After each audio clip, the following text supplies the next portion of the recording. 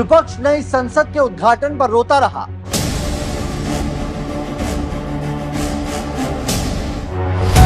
PM Modi ने कर दिया खेल।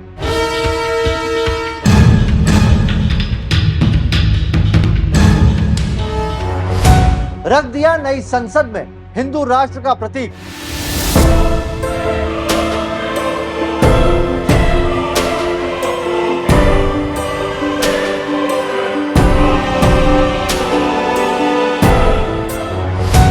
महान चोल साम्राज्य की वो निशानी, हिंदू राष्ट्र का वो राजदंड जो है आजादी का प्रतीक।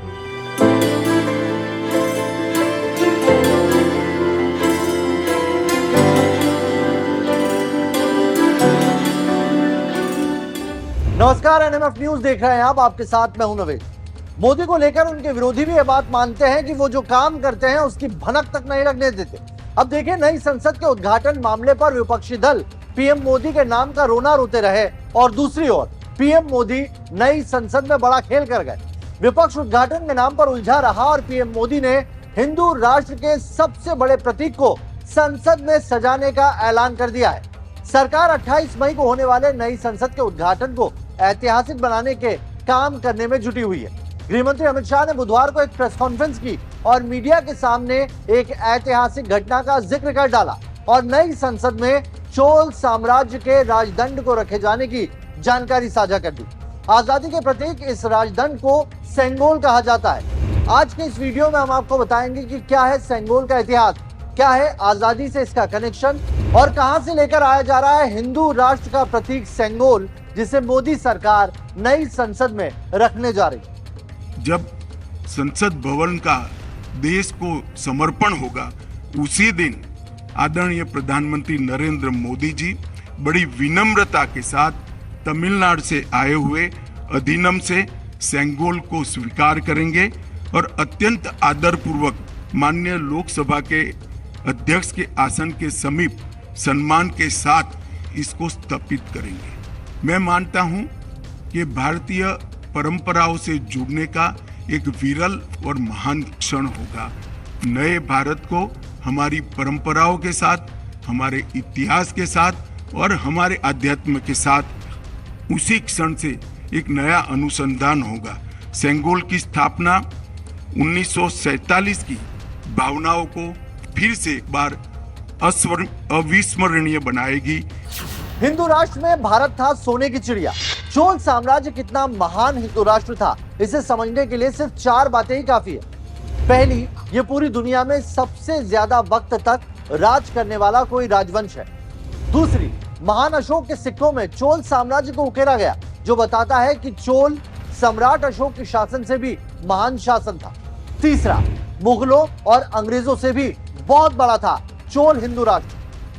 चौथा, अखंड भारत से भी आगे श्रीलंका, म्यांमार, मालदीव, कंबोडिया और मलेशिया के साथ साथ ताइवान तक था चोल साम्राज्य का वर्चस्व। पीएम मोदी हिंदू राष्ट्र चोल साम्राज्य के जिस राजदंड को नई संसद में रखने जा रहे हैं, उसका इतिहास भारत के ही नहीं, हिंदू राष्ट्र के स्वर्णिम काल को दर्शाता है। चोल वंश की शुरुआत 600 ईसा पूर्व मानी जाती है और इस हिसाब से चोलों ने 1900 सालों तक शासन किया।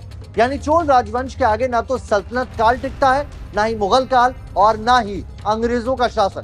चोल शासक शुरुआत में अभी के तमिलनाडु और आंध्र प्रदेश के कुछ इलाकों में रहे, वहां पर शासन किया और बाद में उन्होंने भारत ही सहित भारत के कई भूभाग और पूरे जलभाग के शासक बने।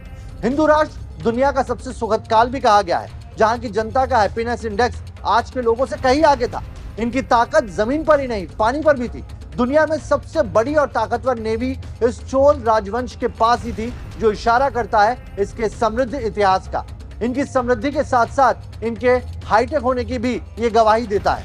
हाल ही में साउथ की फिल्म PS1 और PS2 भी इसी हिंदू राष्ट्र चोल राजवंश की महानता की कहानी पर आधारित है। पीएम ने हिंदू राष्ट्र के प्रतीक को दी नई संसद में जगह। महान हिंदू राष्ट्र चोल वंश में कई राजा हुए, जिनके राज में जहां जनता खुशहाल थी, वहीं उनकी सेना राष्ट्र की सेवा के लिए समर्पित।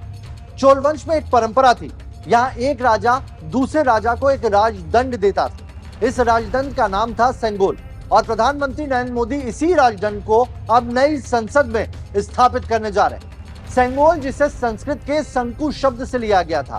शंकु का मतलब होता है शंख और सेंगोल का अर्थ होता है संपदा से संपन्न। सेंगोल पर सबसे ऊपर नंदी की आकृति उकेरी गई है और बगल में कुछ और कलाकृतियां बनी हुई। ये सोने और चांदी से बना हुआ एक राजदंड है। भारत में सेंगोल का इतिहास काफी पुराना है। चोल वंश में इस सेंगोल को समृद्धता की निशानी और सेना के मनोबल को बढ़ाने के लिए इस्तेमाल किया जाता था, जिसे चोल वंश के बाद भी कई राजाओं ने अपने शासन में सिंहासन से ऊपर जगह दी। मान्यता है कि जिस राजा के पास हिंदू राष्ट्र का यह राजदंड हुआ, उसके राज्य में कभी कोई आपदा नहीं आई। चोल वंश के बाद सबसे पहले मौर्य साम्राज्य ने इसे अपने पास रखा। उसके बाद तो गुप्त साम्राज्य, विजयनगर साम्राज्य सेंगोल का इस्तेमाल करते रहे और उसके बाद ये मुगलों के पास आया और मुगलों के बाद अंग्रेज भारत आए तो ब्रिटिश ईस्ट इंडिया कंपनी ने इसे अपने अधिकार में ले लिया। माउंटबेटन से नेहरू और अब नई संसद। गृह मंत्री अमित शाह ने बुधवार को 2 केंद्रीय मंत्रियों के साथ एक प्रेस कॉन्फ्रेंस कर बताया कि प्रधानमंत्री नरेंद्र मोदी 28 मई को दोपहर 12 बजे नई संसद भवन का उद्घाटन करेंगे और इस दौरान प्रधानमंत्री नए भवन में सत्ता हस्तांतरण के प्रतीक चिन्ह सेंगोल को भी स्थापित करेंगे। गृह मंत्री अमित शाह ने सेंगोल के बारे में और ज्यादा जानकारी देते हुए कहा कि 14 अगस्त 1947 की रात 10:45 पर देश के पहले प्रधानमंत्री पंडित जवाहरलाल नेहरू ने सेंगोल अंग्रेजों से लिया था। तब इसे तमिलनाडु से मंगवाया गया था और अभी हिंदू राष्ट्र का प्रतीक राजदंड प्रयागराज के एक म्यूजियम में रखा हुआ है। नए संसद भवन में इसे स्पीकर की कुर्सी के बगल में रखे जाने की योजना है। यह आजादी के अमृत महोत्सव का प्रतिबिंब होगा। आपको बता दें कि गृह मंत्री अमित शाह ने यह भी बताया कि 1947 के बाद कांग्रेस पार्टी ने इसे भुला दिया था। कहीं भी इसका कहीं जिक्र नहीं होता था। बाद में तकरीबन 24 साल बाद एक तमिल विद्वान ने इसकी चर्चा की और पीएम मोदी को भी हाल ही में इसकी जानकारी मिली। फिर सरकारी डेटा खंगाला गया और 2021-22 में इसकी जिक्र मिला, इसकी जानकारी हासिल हुई और पीएम ने इसे नए संसद भवन में शामिल करने की योजना बना डाली। अमित शाह ने मीडिया को जानकारी भी दी कि जो तमिल विद्वान पंडित नेहरू को सेंगोल सौंपते वक्त उस वक्त मौजूद थे, यानी कि उस रात मौजूद थे, उनकी उम्र आज 96 साल की है और इस खास मौके पर यानी कि संसद के उद्घाटन के मौके पर 28 मई की तारीख को वो संसद के नए भवन में सेंगोल की स्थापना के समय भी मौजूद रहेंगे। इसके पीछे युगों से जुड़ी हुई एक परंपरा छिपी है। इसको तमिल में सेंगोल कहा जाता है और इस शब्द का अर्थ संपदा से संपन्न और ऐतिहासिक है। आज मैं आप सभी को इसको साझा करने के लिए यहां पर उपस्थित हुआ हूं। यह एक हमारी बहुत पुरानी सभ्यता से जुड़ी हुई प्रथा है, जिसकी गहरी जड़ें देश की परंपराओं में समाहित है। आजादी के अमृत महोत्सव में प्रधानमंत्री जी ने जो कुछ लक्ष्य तय किए थे, उसमें एक लक्ष्य हमारी ऐतिहासिक परंपराओं का सम्मान और उसका पुनः जागरण भी था। ये सेंगोल उसी लक्ष्य की परिपूर्ति के लिए आज मैं आपके सामने इसकी इंफॉर्मेशन को लेकर आया हूं। ये घटना जुड़ी है आजादी की क्षण के साथ। 14 अगस्त 1947 की रात को एक बहुत महत्वपूर्ण ऐतिहासिक और अनोखी घटना ने आकार लिया था, जिसकी 75 साल के बाद आज देश के अधिकांश नागरिकों को जानकारी नहीं है। यह सेंगोल जो अभी आपने स्क्रीन पर देखा था, उसने हमारे इतिहास में एक अहम भूमिका निभाई है और ये सेंगोल अंग्रेजों से भारतीयों के साथ सत्ता के हस्तांतरण का एक प्रतीक बना था। इस घटना के ऐतिहासिक महत्व को जानने के बाद आप सभी को आश्चर्य होगा कि इतने सालों तक ये हमारे सामने क्यों नहीं आई। जब इसकी जानकारी प्रधानमंत्री जी को मिली, इस पर गहराई से विचार करने के बाद प्रधानमंत्री जी ने इसकी गहन जांच के आदेश दिए और फिर निर्णय लिया कि गौरवमयी प्रसंग को ध्रुव तारे के समान परंपराओं के ध्रुव तारे के समान देश के सामने रखना चाहिए। इसीलिए हमारे नए संसद भवन के लोकार्पण के दिन को चुना गया। अब मैं थोड़ा इस घटना के बाद में आपको बताऊंगा।